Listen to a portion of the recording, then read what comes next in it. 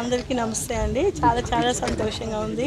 గౌరవ ముఖ్యమంత్రి జగన్మోహన్ రెడ్డి గారు ఒక ఆడబిడ్డని ఆదరించి అభిమానించి మళ్ళీ నేను ఇలాంటి వెనుకబడినటువంటి ప్రాంతాల కోసం పనిచేయగలను, ఆడబిడ్డల కోసం మాట్లాడగలను, రైతాంగం కోసం కష్టపడి పనిచేయగలను, రాష్ట్ర అభివృద్ధితో పాటు నియోజక అభివృద్ధి కోసం అహర్నిశలు 100% పని సేవ చేయగలిగినటువంటి దృక్పథం, భరోసా, నమ్మకం జగనన్న నాపై పెట్టుకున్నందుకు మరి మనసారా భగవంతుడికి నేను ధన్యవాదాలు తెలియజేస్తూ, గౌరవ ముఖ్యమంత్రి జగన్మోహన్ రెడ్డి గారు మరి నాకు ఇచ్చినటువంటి అవకాశంకి నేనంటే ఆడబిడ్డలకి చాలా వేరే విధంగా చూస్తారు అంత, కానీ జగనన్న నేను కష్టపడి పనిచేయగలను, ప్రజలకు ఇచ్చిన మాటను మరి నిలబెట్టుకుని కష్టపడి సేవ చేసే తత్వం ఉందని నాకు గుర్తించి గ్రహించి నాకు మళ్ళీ మరొక్కసారి రెండోసారి ఎమ్మెల్యేగా మరి బరిలో దించినందుకు మనసారా ఎల్లప్పుడూ ఆఖరి గుండి చెప్పడం వరకు కూడా జగనన్నకు కృతజ్ఞత ఉంటాను,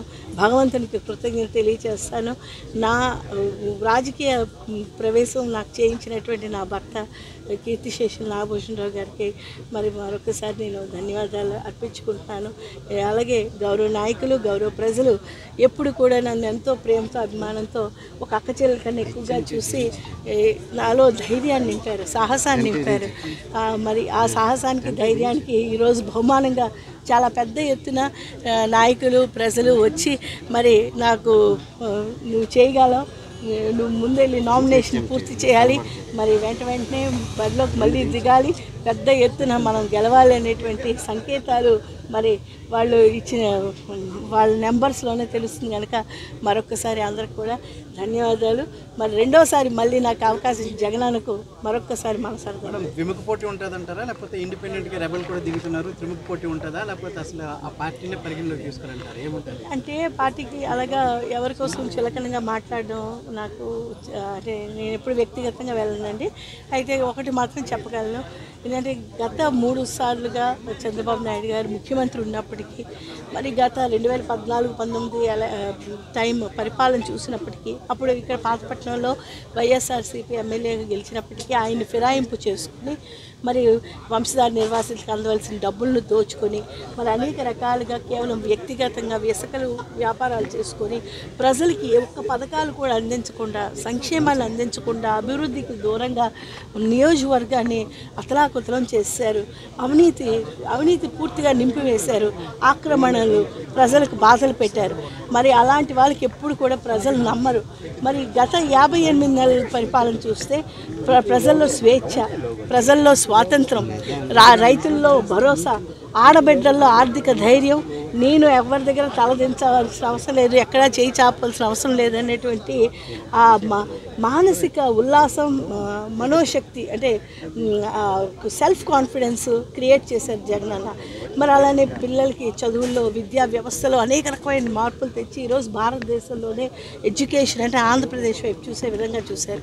అలా హెల్త్ చూస్తే ఏ ఒక్క ప్రైవేట్ గవర్నమెంట్ హాస్పిటల్కి వెళ్ళండి, ఒక్క పోస్ట్ కూడా ఖాళీ లేకుండా ఒక 55,000 56,000 మందిని అంటే డాక్టర్, సూపర్ స్పెషలిస్ట్ దగ్గర నుంచి, డాక్టర్స్ దగ్గర నుంచి, హెడ్ నర్సెస్ దగ్గర నుంచి, నర్సెస్ దగ్గర నుంచి, ల్యాబ్ అసిస్టెంట్ దగ్గర నుంచి, మరి ఎక్స్రే అసిస్టెంట్ దగ్గర నుంచి ప్రతి ఒక్కటి, పారామెడికల్ స్టాఫ్ అన్నిటినీ కూడా నింపివేసి ఆరోగ్య సురక్ష ప్రజలకు అందిస్తూ ప్రతి ఒక్కరికి డేటా డీటెయిల్గా సచివాలయంలో ఇలా కొడితే చాలు వాళ్ళ తాలూకా డేటా అంతా వచ్చేస్తుంది. మరి ఆరోగ్యశ్రీ పథకాన్ని కూడా చూసుకుంటే భారతదేశంలో 28 రాష్ట్రాల నుండి మరి 8-9 పైన కేంద్రపాలిత ప్రభుత్వాలు ఉన్నప్పటికీ కూడా ఎక్కడా లేని విధంగా 25 లక్షల వరకు ఆరోగ్యశ్రీ పథకం వర్తిస్తుంది అని ప్రజలకి ఒక ధైర్యాన్ని ఇచ్చి, పేదరికం, ఆరోగ్యం బాగాలేకపోతే మీరు ఇళ్లలో చనిపోకూడదు అని ఏ విధంగా రాజశేఖర రెడ్డి గారు చెప్పారో మరి అంత మించి జగనన్న చేసిన ఈ ఘనకార్యం ప్రజలు చాలా నమ్ముతున్నారు.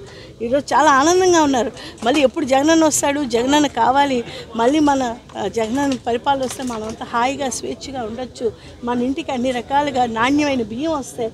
ఇప్పుడు ఈ మధ్యన ఎన్నో రకాలైన కష్టాలు పడిపోతున్నారు ప్రజలు. మరి మళ్ళీ జగనన్న రావాలనేటువంటి ఒక దృక్పథం, మరి ఆకాంక్ష, ప్రజలు కోరికలు తీర్చడమే మరి మా వైఎస్ఆర్సీపీ పార్టీ తాలూకా ఎజెండా. జగనన్న తాలూకు కోరిక. మరి మళ్ళీ ప్రజలే 175కి 175 అవకాశం ఇస్తున్నారు. మరి ఫస్ట్ శ్రీకారం పాతపట్నం నుంచి శ్రీకారం చుట్టాలని మనసారా కోరుకుంటూ మీ అందరికీ నమస్కరిస్తున్నాను.